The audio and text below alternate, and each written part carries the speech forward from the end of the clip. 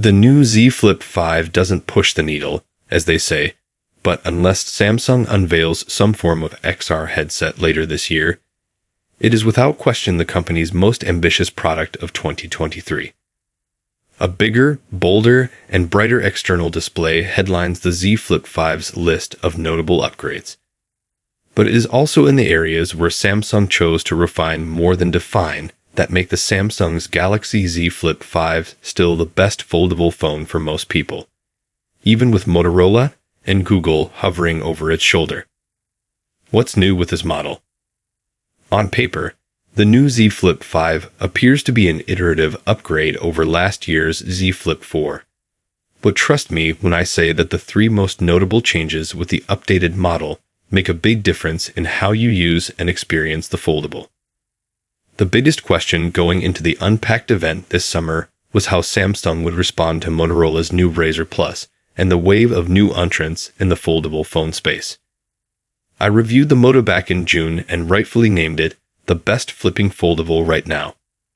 At the time, there was no other device that had both a large, fully functional outer display and a compact, ultra-portable form factor. With the Z Flip 5, Samsung has swapped out last year's insufficient 1.9-inch screen with a brighter, better-looking 3.4-inch square.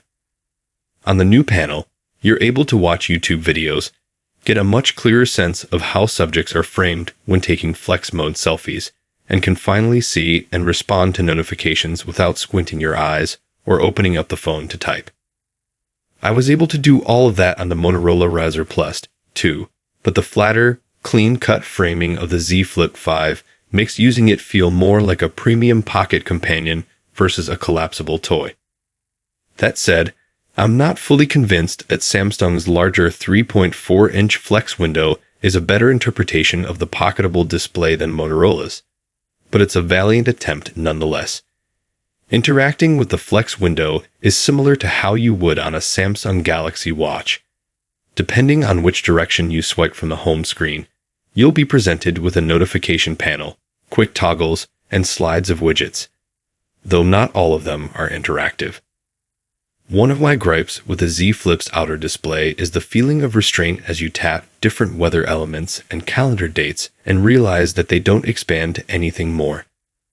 Nor do they prompt you to flip open the phone for a detailed view.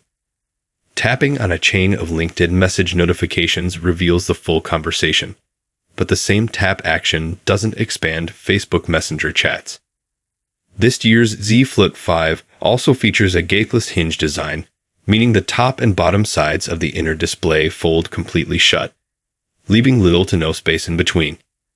Besides a more refined aesthetic, having no gap at the center means dust and debris are less likely to breach into the fragile inner display and cause any physical damage.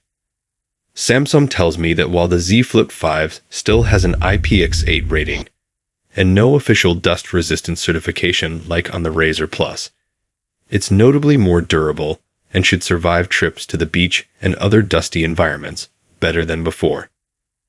Here's my only call out with the new gapeless hinge design. It's not the most finger-friendly if you're flipping the phone open with one hand. With minimal space separating the two halves of the inner display, there's now less area for you to tuck your finger in and flick the thing open. A Qualcomm Snapdragon 8 Gen 2 for Galaxy chipset, which debuted with Samsung's high-end Galaxy S23 Ultra, powers the Z Flip 5. That means the usual onslaught of apps and games run blazingly fast on the phone and multitasking. Whether you're the split screen type or picture-in-picture type, is a burdenless experience. Due to the nature of dual-screen flip phones, I've found myself using the camera app and flex mode media player a lot more than usual. From my week's time with the Z Flip 5, I've yet to see any major hiccups or app crashes, even when I spent one afternoon switching between emailing and Slack while keeping my security camera feed open in PyP. Will most people be able to tell the difference between the Snapdragon 8 Gen 2 and last year's Snapdragon 8 Plus Gen 1? Probably not. But it's good to know that while the Z Flip isn't Samsung's top-of-the-line foldable, it's just as performant as its $1,000, $799 sibling. Unfortunately, while I expected the more efficient chipset to bring better battery life to the Z Flip 5, I saw numbers that were relatively similar to the Z Flip 4.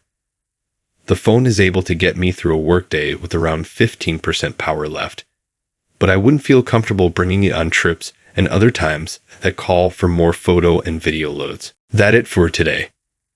If you enjoy the video, please consider subscribing to the channel, and I will love to hear your thoughts on this. Peace out.